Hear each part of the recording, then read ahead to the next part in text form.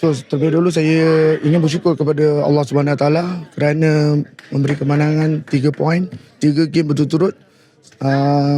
So Kuching pun menunjukkan aksi yang pun bagus, walaupun first half kita struggle juga untuk mendapatkan gol. Kita hanya boleh skor dalam 3 gol selesai saya.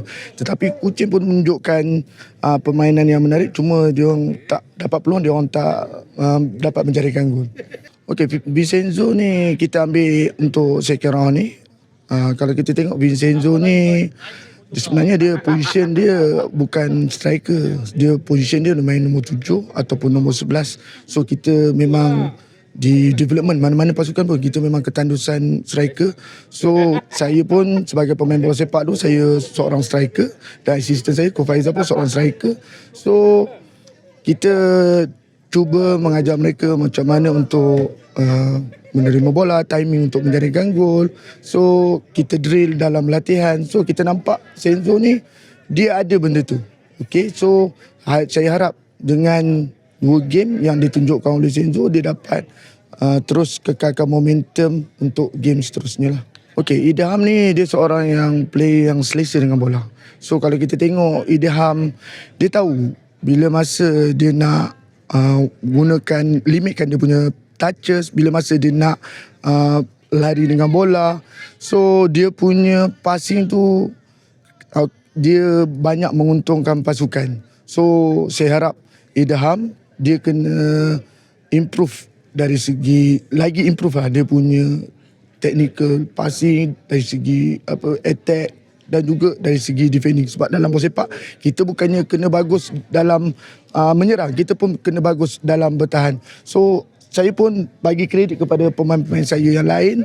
So bukan Idham, bukan Senzo saja, pemain-pemain lain pun menunjukkan satu mutu permainan yang begitu tinggi dan mereka cuba pandai mengawal kontrol permainan apabila opponent pergi pressing, bila opponent play lower block, middle block. So dia tahu bila masa. So saya harap player muda, saya tak boleh biarkan mereka. Saya terus mereka terus banyak belajar dari segi menyerang ataupun dari segi bertahan.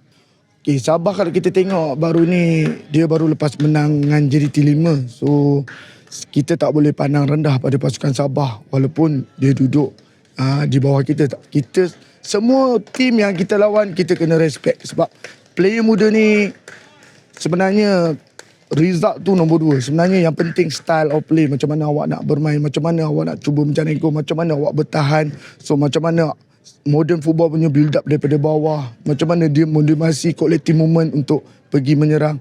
So Sabah satu pasukan yang kuat, so kita tak boleh pandang rendah. Saya harap masa yang ada ni kita tengok pemain yang mana kita cedera, kita nak cepat recovery. So pemain yang lain, kalau pemain yang ada injured, kita sanggup dapat mengalas tugas pemain yang digantikan.